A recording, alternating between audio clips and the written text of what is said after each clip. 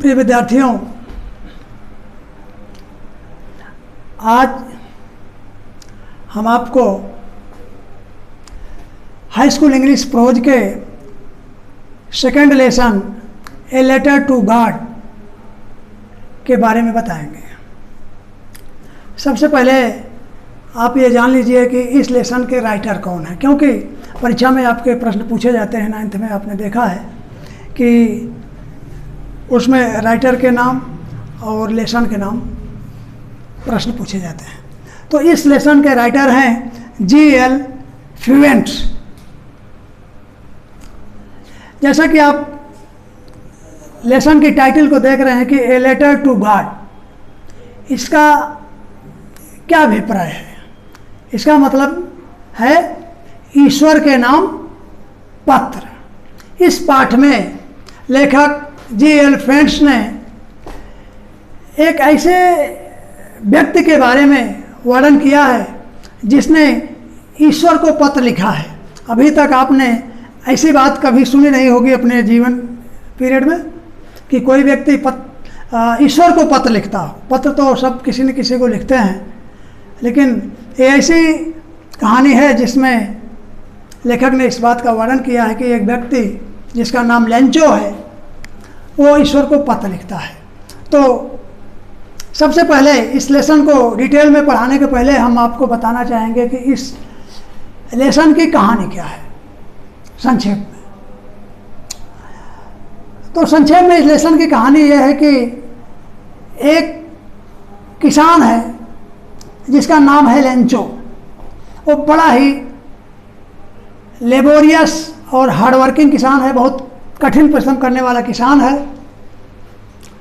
उसका घर पहाड़ी पर है, पहाड़ी पर ऊंचाई पर उसका अकेला घर है पूरी पहाड़ी के बीच में, और वहाँ से उसके घर से पूरे खेत को देखा जा सकता है। चूँकि वो मेहनती किसान है, किसान अपने खेती को देख करके बहुत खुश होता है। उस वर्ष उसकी फसल बहुत अच्छी थी, खूब फूल आए थे, खूब फल आए थे फसल में उसके। वो अपनी फसल को देख करके बहुत खुश होता था, और जब खेत को देखता था तो उसको ये महसूस होता था कि मेरी फसल को अब केवल एक बरसात की आवश्यकता है। जैसे फसल देखते हो अगर सूखती रहती है तो किसान कहता है कि एक बरसात हो जाए तो अच्छा हो जाए, है ना। एक बरसात की आवश्यकता है, ज़ोरदार बारिश हो जाए तो मेरी फसल और अच्छी हो जाए, नहीं तो हल्की बारिश भी हो जाए तो ठीक रहेगा।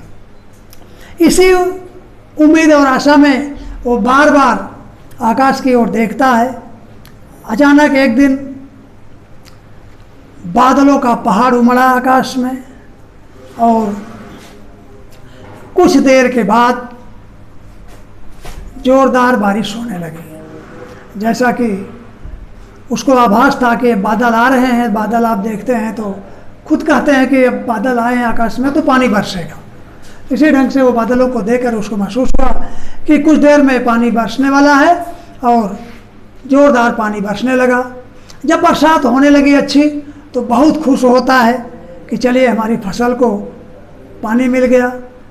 और जो छोटे छोटे बच्चे थे वो वर्षा का आनंद लेने के लिए, जैसे आपके यहाँ पानी बरसता है तो बच्चे वर्षा का आनंद लेने के लिए वो आ जाते हैं बरसात में अपने को भिगोने के लिए, आनंदित होते हैं। तो उसी प्रकार से वहाँ भी बच्चे वर्षा में आ जाए, सब वर्षा का आनंद लेने के लिए सब बाहर निकल गए।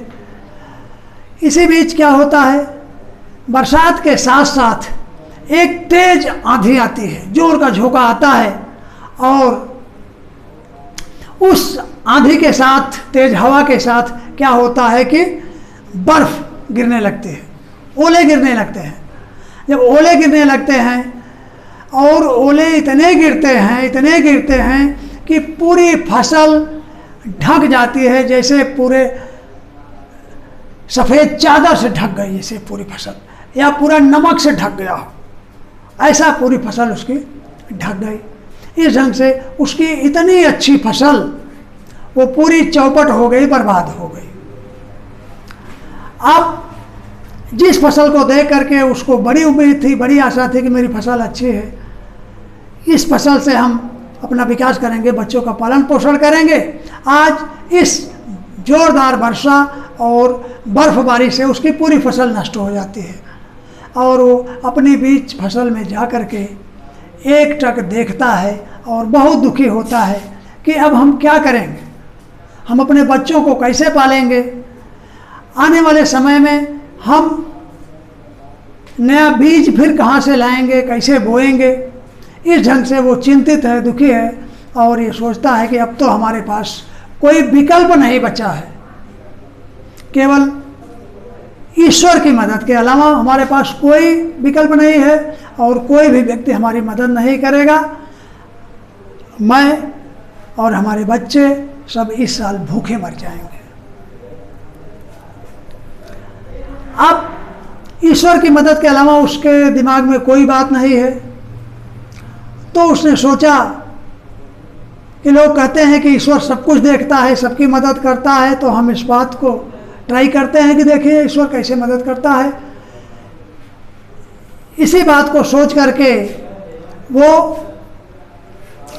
ईश्वर के नाम एक पत्र लिखता है, ईश्वर के नाम एक पत्र लिखता है और उस पत्र को ले जा करके पोस्ट ऑफिस, समझते हो ना आप लोग, पोस्ट ऑफिस में एक मेल बॉक्स होता है, लेटर बॉक्स, वो बाहर लगा रहता है, उसमें वो ले जा करके अपने लेटर को डाल देता है, जिसमें वो लिखता है अपने पत्र में कि हे ईश्वर, इस साल बरसात और बर्फबारी के कारण मेरी फसल नष्ट हो गई है, अब हमारे पास ईश्वर की मदद के अलावा कोई विकल्प नहीं है, इसलिए हमें अपने परिवार को पालने के लिए और अपनी फसल को पुनः बोने के लिए 100 रुपये भेज दीजिए। वो लेटर ले जा करके लेटर बॉक्स में डाल देता है लेंचो, और जब वो लेटर बॉक्स में डालता है तो उस पोस्ट ऑफिस का पोस्टमैन आता है, उसके लेटर को उठाता है और देखता है तो उस लेटर के ऊपर लिखा रहता है, जैसे जहाँ पर आप पत्र भेजते हैं तो उसका पता लिखते हैं ना कि ये पत्र फला गांव में फला व्यक्ति के पास जाएगा, तो उसने पता के स्थान पर क्या लिखा था, टू गार्ड। पोस्ट ऑफिस का पोस्टमैन बहुत ही आश्चर्य में पड़ता है कि उसने अपने पूरे जीवन में बहुत सारे पत्रों को एक दूसरे के घर पर पहुंचाया, दिया, लेकिन ये पता उसको कभी नहीं दिखा ही पड़ा पूरे जीवन में कि अब ईश्वर का पत्र वो कहाँ लेके जाए, किसको पहुंचाए। इस पते के आधार पर उसने कभी किसी का पत्र दिया नहीं, इसलिए वो बड़ा आश्चर्य में पड़ गया। फिर वो क्या करता है कि उस पत्र को ले जा करके अपने पोस्ट मास्टर को दिखाता है कि सर ये देखो, ये एक लेटर आया है और इस लेटर भगवान को जाएगा, ईश्वर को जाएगा। पोस्ट मास्टर जो बड़ा ही हंसमुख और मित्रवत व्यक्ति था, देखता है, आश्चर्य में पड़ता है और हंसने लगता है कि इस व्यक्ति का ईश्वर के प्रति इतनी बड़ी आस्था है, विश्वास है। तो वो सोचता है कि क्यों ना इसके विश्वास को कायम रखा जाए, बरकरार रखा जाए, ठीक है। अगर इसके प्रति, ईश्वर के प्रति इसकी आस्था है, विश्वास है, तो इसके विश्वास को कायम रखा जाए। इसलिए उसने क्या काम किया कि अपने सभी एम्प्लॉइज मीन्स जो कर्मचारी हैं पोस्ट ऑफिस के, सभी कर्मचारियों से वो कहता है कि आप लोग कुछ पैसे इकट्ठा करिए और इसको दिया जाए, इसकी मदद किया जाए इस ढंग से। सभी कर्मचारी अपने इच्छा अनुसार देते हैं और कुछ पैसा स्वयं वो अपने वेतन से मदद करता है, और इस ढंग से लेंचो ने 100 रुपये मांगा था, तो कुल मिलाकर के लगभग 70 रुपये तक इकट्ठे हुए उसमें। चूँकि ये इंग्लिश की कहानी, ये इंग्लैंड की कहानी है, उसमें पैसा शब्द दिया है, सिक्के से होता है, लेकिन यहाँ रुपए से मतलब है अपने देश के। तो कुल मिलाकर के 70 रुपये इकट्ठा हुए किसी तरह से, और पोस्ट मास्टर ने 70 रुपये उसको भेज दिया, लेटर के द्वारा लेंचो के पते पर भेज दिया। दे देता है।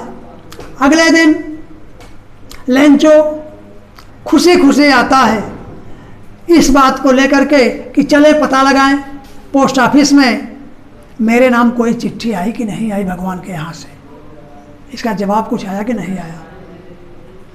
जब वो लेंचो पोस्ट ऑफिस जाता है और कहता है पोस्टमैन से कि मेरे नाम का कोई पत्र है पोस्ट ऑफिस में, तो पोस्टमैन कहता है कि हाँ आपके नाम का पत्र है, और वो लेटर उसको देता है। लेटर उसको देता है लेंचो को। लेंचो पत्र को पाता है, पत्र खोलता है, और जब लेंचो पत्र को पाता है, पत्र खोलता है, तो पोस्ट मास्टर अपने ऑफिस में बैठ करके उसके हाव भाव को देख रहा है कि पत्र को पा करके देखो इसका क्या रिएक्शन होता है, क्या प्रतिक्रिया होती है, कोई आश्चर्य व्यक्त करता है कि नहीं करता है। लेकिन पत्र पाने के बाद उससे कोई आश्चर्य नहीं हुआ। वो बिल्कुल कॉन्फिडेंस उसको था, बिल्कुल विश्वस्त था कि मैं ईश्वर को पत्र लिखता हूँ तो पत्र आएगा जरूर जवाब मेरा, और पैसा भी आएगा। उसको इस बात का भी विश्वास था कि ईश्वर गलती नहीं करता, ईश्वर भूल नहीं करता, इसलिए निश्चित रूप से जितना पैसा मांगा हूँ मैं ईश्वर से उतना पैसा जरूर हमको ईश्वर भेजेंगे। लेकिन जब वो पत्र को पाता है, पत्र को फाड़ता है, उसमें से पैसे निकालता है, और जब पैसे को गिनता है तो उसमें केवल 70 रुपये मिलते हैं। उसको इस 70 रुपये देख करके थोड़ा गुस्सा आता है, ईश्वर के प्रति क्रोध आता है कि बताइए हमने ईश्वर से 100 रुपये मांगे कि अपने परिवार का पालन पोषण करने के लिए और फसल बोने के लिए, लेकिन ईश्वर ने हमें 70 रुपये ही भेजे। तो चूंकि उसको विश्वास था कि ईश्वर गलती नहीं करता, ईश्वर झूठ नहीं बोलता, इसलिए उसके दिमाग में एक बात आ गई कि ईश्वर तो पैसा पूरा भेजा होंगे, ईश्वर पूरा पैसा भेजे होंगे, इसमें कोई डाउट नहीं है। हो सकता है बीच वाले मेरे पैसे को निकाल लिए हो। समझ में आ रही बात ना? तो उसने क्या काम किया, अब उसको बीच वालों के ऊपर संदेह होने लगा। तो उसने पुनः पोस्ट ऑफिस जा कर के और एक कागज़ मांगता है और कलम ले कर के वो लिखना शुरू कर देता है ईश्वर के नाम, पुनः पत्र लिखना शुरू कर देता है। कागज़ कलम ले कर के वहीं पोस्ट ऑफिस में डेस्क पर जा कर के पत्र लिखता है, और पत्र में इसी बात को वो मेंशन करता है, जिक्र करता है कि हे ईश्वर, मैंने आपसे तो 100 रुपये मांगे थे, लेकिन मेरे पास केवल 70 रुपये ही पहुँचे, और शेष जो 30 रुपये बचे हैं उसको आप भेज दीजिए, क्योंकि मुझे पैसे की सख्त ज़रूरत है, बहुत ज़रूरत है। जो बचा हुआ मेरा पैसा है उसको आप भेज दीजिए। और ये पत्र लिख करके वो लिफाफे में डालता है पत्र को, और एक डाक टिकट लेता है पोस्ट ऑफिस से। बिना डाक टिकट लगाए कोई पत्र जाता नहीं है कहीं भी। डाक टिकट लेता है, और उसमें डाक टिकट लगाए हो आप लोग कभी कि नहीं? डाक टिकट लेते हैं, उसमें गोंद लगा रहता है, उसमें पानी लगाते हैं तो चिपक जाता है टिकट पर और लिफाफे पर। फिर उस पर वो जीभ में उसको लगा करके गीला करता है, और लेटर पर लगा करके उसको मुट्ठी से खूब दबा देता है, फिक्स कर देता है टिकट को, और फिर ले जा करके दे देता है। अब वो पोस्टमैन पुनः जाता है, उस पत्र को पाता है।